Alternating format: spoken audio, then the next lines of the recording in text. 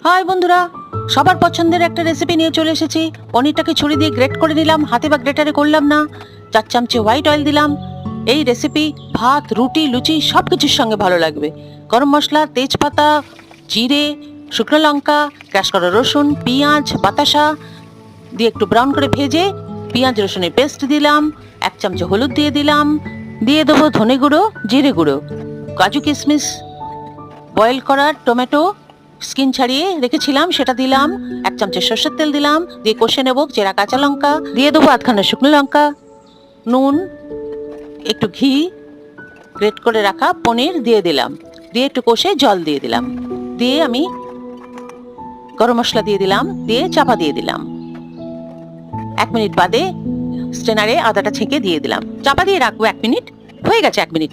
Ready healthy and tasty paneer bharta blast, স্বাদে গন্ধে মাতোয়ারা।